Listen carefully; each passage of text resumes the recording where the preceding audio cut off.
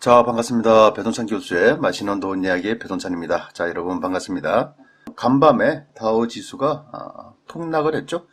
현재 다우 지수인데요. 전날 대비로 한다면 614.41이나 좀 떨어졌죠. 그래프를 보시면 아시다시피 우하향 쪽으로 전환돼서 하락 쪽으로 대세의 흐름이 꺾이는 듯한 그런 그래프의 모습을 보이고 있다는 겁니다. 나스닥 또한 마찬가지인데 어제 330.07포인트 마이너스 2.19%나 이제 급락을 하였다는 거죠.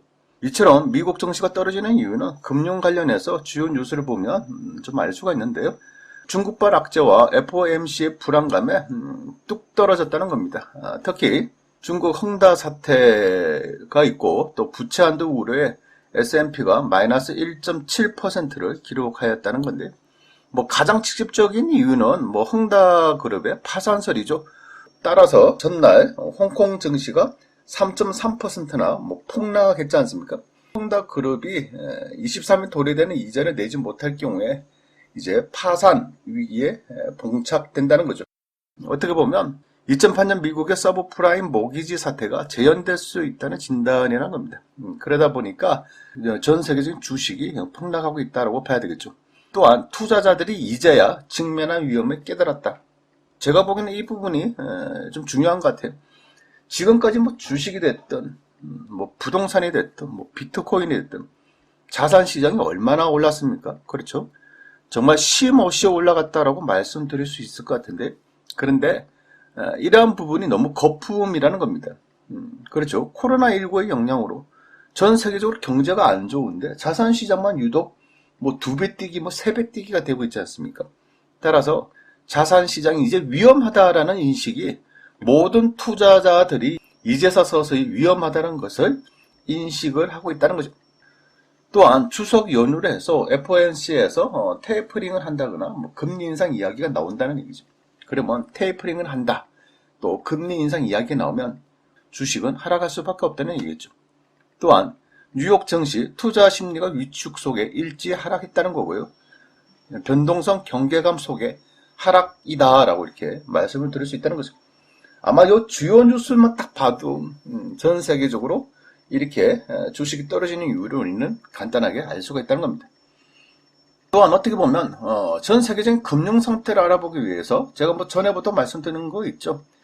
환율이 중요하다라고 말씀드렸죠. 그래서 저 같은 경우에는 매일매일 이 환율을 체크를 하고 있는데 환율이 낮다, 안정적이다라고 하면 경제가 좋다는 거 아닙니까? 근데 환율이 급격하게 상승한다 라는 이야기는 전 세계적으로 금융시장이 불안하다는 의미가 되겠죠. 제가 예전에 방송에서도 말씀을 드렸는데 이제 8월달 초에서 8월달 중순에 이상하게 환율이 많이 오른다라고 말씀을 드렸죠. 그런데 오늘 새벽에서는 환율이 15.5원이나 올랐다는 겁니다. 무려 1.32%나 상승했다는 겁니다. 미국의 주식은 1%에서 2%가 급락을 했는데 환율은 1%대가 상승했다는 얘기입니다. 따라서 이 환율의 변동성도 여러분 눈여겨보셔야 된다는 얘기예요. 그만큼 금융시장이 불안하게 돌아가고 있다라고 이렇게 말씀을 드릴 수 있을 것 같아요. 비트코인 같은 경우에는 1코인당 가격이 43,450달러로 9%가량 하락하였죠. 또 이더리움 등 다른 코인 가격 또한 10%가량 폭락 쪽에 있다는 겁니다.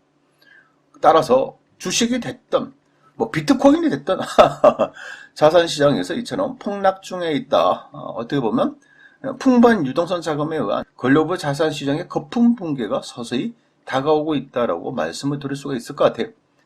연합인포맥스 기사에 의하면요, 미국의 한 전문가는 증시가 불과 얼음의 갈림길에 있으며 부정적인 길로 가기 시작한 것으로 보인다.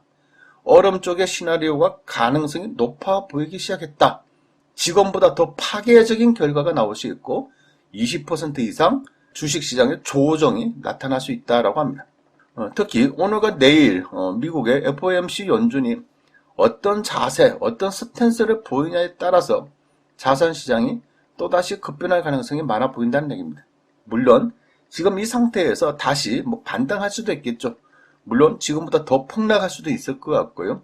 하지만 중요한 부분은 이제 전 세계적인 금융시장이 불안해지기 시작했다는 거고 이러한 현상이 이제 전문가들 뿐만 아니라 투자자들 속에서도 이제 불안하네. 그럼 이제 빠져나와야 되지 않을까? 이런 생각들을 하기 시작했다는 점.